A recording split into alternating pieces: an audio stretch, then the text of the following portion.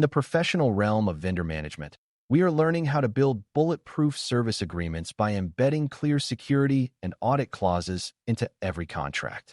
As organizations increasingly rely on cloud providers and external platforms, the traditional network perimeter has effectively dissolved, making the contract your new primary defensive boundary. Typically, a handshake or a vague promise of safety is insufficient for meeting modern regulatory and legal obligations to protect sensitive data. What this means is that a cybersecurity professional must be able to influence the legal language of a deal to ensure technical requirements are not lost in translation. By mastering these specific clauses, you transform a standard business agreement into a powerful governance tool that protects your organization from the risks inherent in third-party services. Before we continue, a quick note. This audio course is a companion to our course companion books. The first book is about the exam and provides detailed information on how to pass it best. The second book is a Kindle-only ebook that contains 1,000 flashcards that can be used on your mobile device or Kindle. Check them both out at cyberauthor.me in the Bare Metal Study Guide series. A well-drafted security clause serves as the definitive technical baseline, defining the exact standards a service provider must maintain throughout the entire life of the contract. Rather than leaving security up to the vendor's discretion, this clause specifies mandatory requirements such as encryption at rest, multi-factor authentication, and minimum patching cycles. In practice, this provides your technical team with a clear set of expectations they can use to hold the provider accountable for their performance. Typically, these clauses refer to recognized frameworks such as those from the International Organization for Standardization, ISO, or the National Institute of Standards and Technology, NIST. This alignment ensures that the vendor's security posture is consistent with your own internal risk management strategies. You might find it helpful to think of the audit clause as your fundamental legal right to verify that those high-level security promises are actually being kept. It is the mechanism that allows you to move beyond taking a vendor's word for it and instead provides access to objective evidence of their compliance. In practice, an audit clause grants your organization the authority to request documentation, review system logs, or even send a third-party inspector to the vendor's physical data center. Typically, without this explicit right, a provider can legally block your attempts to investigate their security practices, leaving you in the dark regarding their true risk posture. This transparency is essential for maintaining a defensible and professional compliance program that survives external scrutiny. A common and highly damaging pitfall in contract negotiation is the use of vague, subjective language like industry standard or best efforts, which is notoriously difficult to enforce in a court of law. What exactly constitutes a standard can vary wildly between different sectors and can change rapidly as new vulnerabilities are discovered by researchers. In practice, a judge or an arbitrator may find it impossible to rule that a vendor was negligent if the contract did not specify a concrete technical requirement to meet.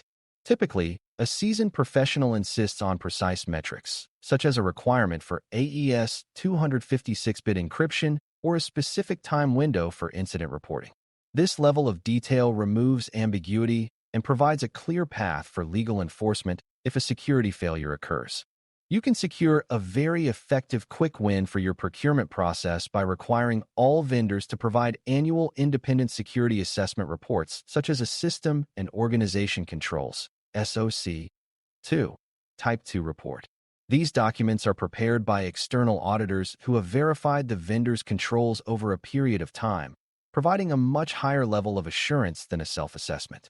In practice, reviewing these reports allows your team to spot potential weaknesses in the vendor's environment before they result in a data breach for your organization.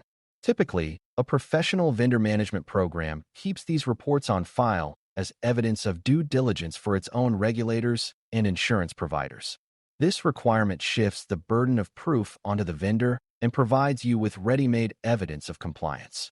Imagine a challenging and high-pressure scenario where a service provider refuses to show you their security logs or forensic data after a major incident has occurred.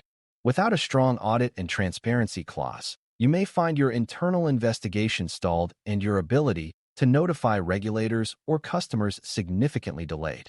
Typically, in the aftermath of a breach, time is the most critical factor in mitigating legal liability and reputational damage. In practice, the contract should explicitly state that in the event of a suspected incident, the provider must cooperate fully with your investigation and provide all necessary technical artifacts.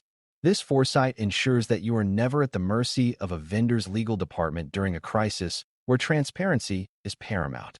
In the field of contract law, we use the specific term right to cure to describe the defined period of time a vendor has to fix a security gap once it has been identified. For instance, if an audit reveals that a vendor is failing to rotate encryption keys, the right to cure clause gives them a set number of days to resolve the issue before they are considered in breach of contract. In practice, this provides a structured and professional way to handle security deficiencies without immediately resorting to legal litigation. Typically, this process encourages a collaborative relationship where both parties work together to maintain the integrity of the service. What this means is that you are using the contract to drive continuous improvement in your vendor's security posture. Reviewing these security and audit clauses carefully ensures that your legal team has the clear authority to terminate the contract if the provider fails to meet their security obligations significantly. A termination for cause clause should be triggered if a vendor suffers a major, preventable breach or fails to remediate a critical audit finding within the agreed cure period.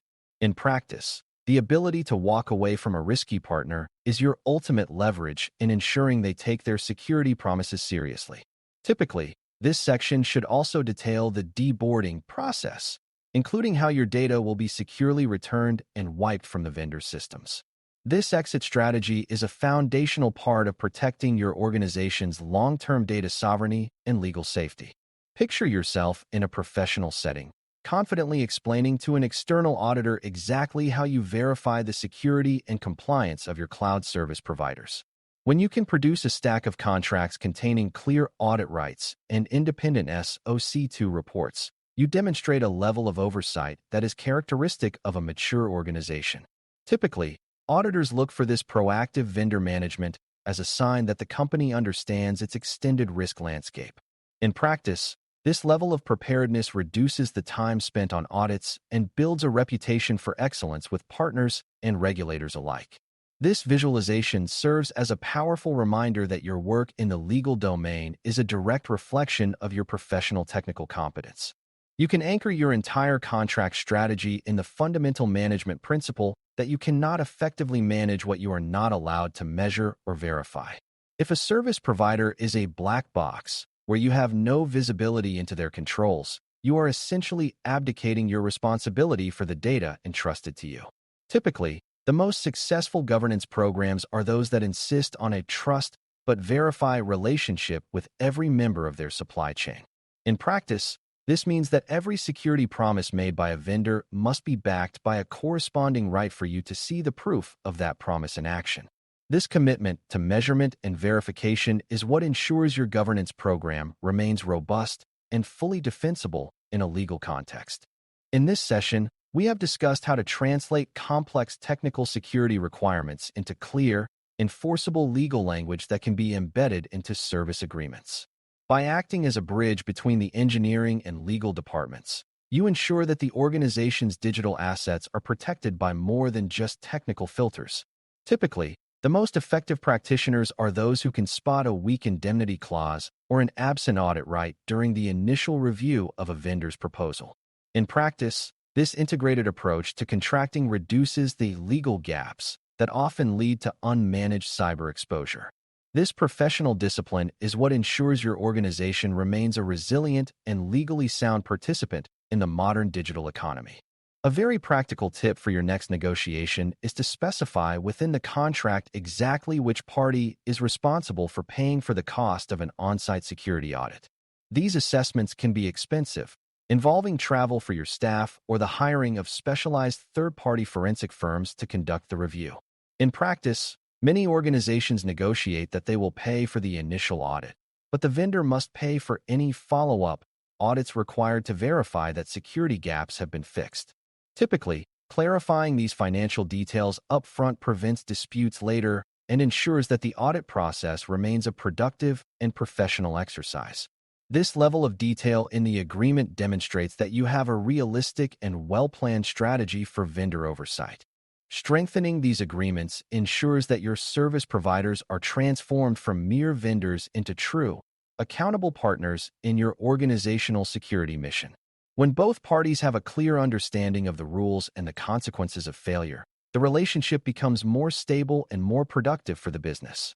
Typically, a strong contract encourages a vendor to invest more in their own security, knowing that their performance is being actively monitored by their most important clients. In practice, this raises the bar for security across the entire industry, creating a safer digital environment for everyone involved.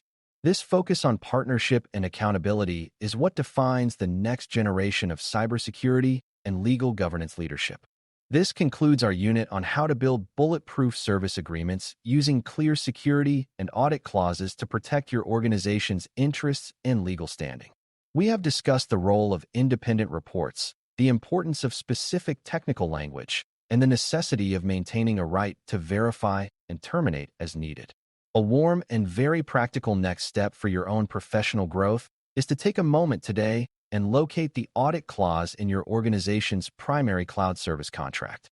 As you read it, ask yourself if the language is strong enough to give you the visibility you need during a major security incident or a regulatory inquiry. Moving forward with this critical perspective will help you ensure that your organization's digital partnerships are built on a foundation of verifiable trust. Thanks for listening. For more audio courses, daily newsletters, and more, please visit baremetalcyber.com.